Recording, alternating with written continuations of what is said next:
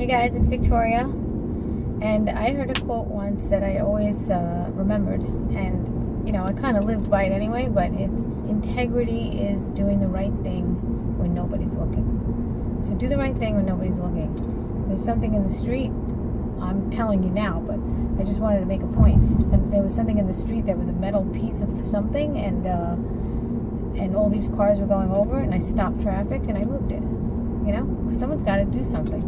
Anyway, it wasn't to get points, it wasn't to get anything, it was just to do the right thing. My daughter once saw me do something that was really nice for an older woman. It was an instinct for me to do it.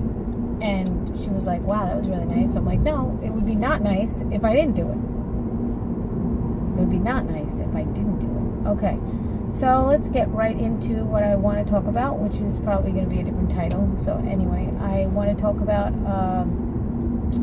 how I'm in the middle of a cleanse right now, and as boring as then cliche that sounds, I really am doing something that has been a challenge for me for so long. I have not been raw for a really long time, and I kind of had like stigmas about it because you try something and then you're exhausted from it, or you've watched like 8 million videos on it and you're just like exhausted from the whole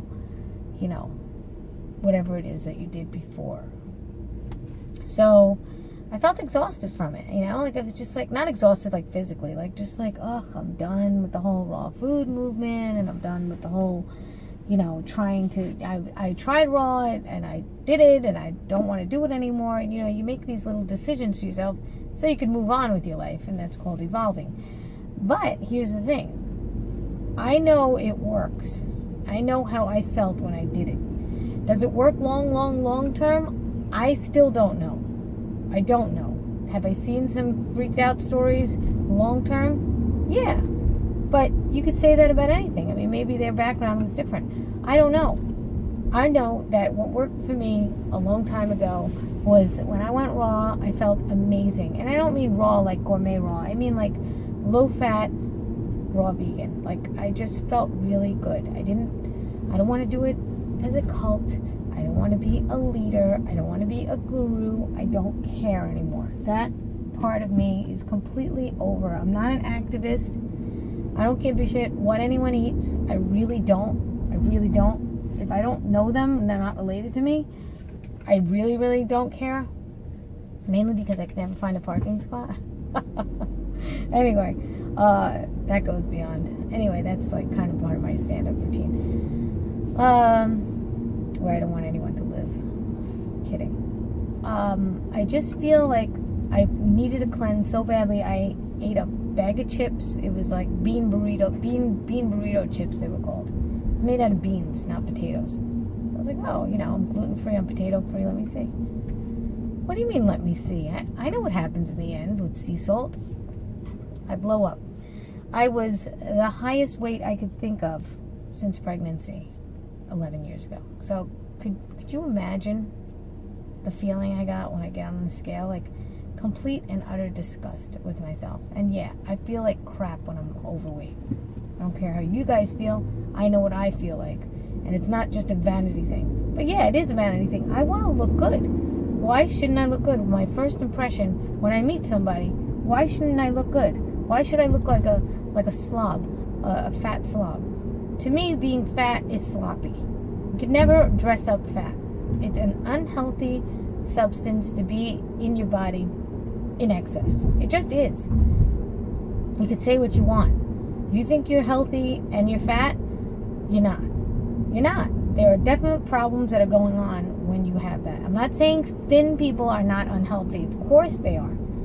And I hope you're not missing the point, and you're not a dumb viewer, okay? Because I'm not trying to insult anybody. It's just that I just don't want to hear the debate about it, okay? I'm not fat shaming. I am completely aware of what health is. And health does not equate with overweight. It just doesn't. And I admit when I'm overweight, and I don't think of it as an insult when someone calls me fat. First of all, I'm not fat. My body's fat. It's not me, but I let myself go. And things slowly but surely creep up on you, and you don't have to see it right away, but sometimes it just happens. I haven't been running. It's been very frustrating. The doctor wants to give me surgery as usual, and I don't want to do the surgery. So I fasted. This is what brought me to my fast. I'm like, if I fast, the scar tissue around my tendon scar, my tendon tear, will heal. It will eat itself. But here's the thing. My husband's away, and it's just me and the kids. So fasting for more than 2 days, it's not really an option. I have to drive everywhere. It's just not an option. So after 36 hours, I broke my fast. But let me tell you what it did do for me. It reset me. I remember on my 21-day water fast, all I wanted was fruit. I wanted nothing else but fruit. Now, I organically just wanted fruit after this fast. During this fast, I wanted fruit. I just wanted watermelon. And so, if you want to reset a fast, a short fast, honestly, maybe 36 hours was perfection for me, and I might do another 36, or I might do a 24-hour fast. But I'm just going to take it as it comes.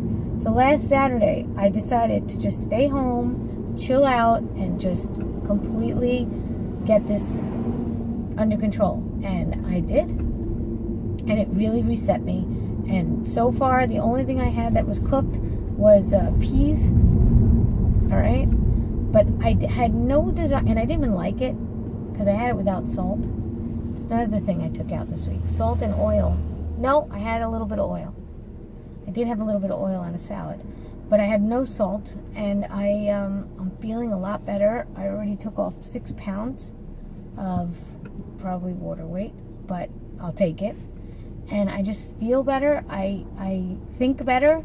This is not a joke. I am not advertising raw. You can do whatever the hell you want. I'm just telling you how I feel. And I thought, I got one little headache in the beginning during the fast, but it was also PMS. So, and I was like, oh, maybe I should start this after my period. No, I was already in it. And I'm going to tell you, I got a little bit high from it. Like, it was just like a spiritual type of peaceful feeling when I was fasting. It was not hard at all. I slept through the night.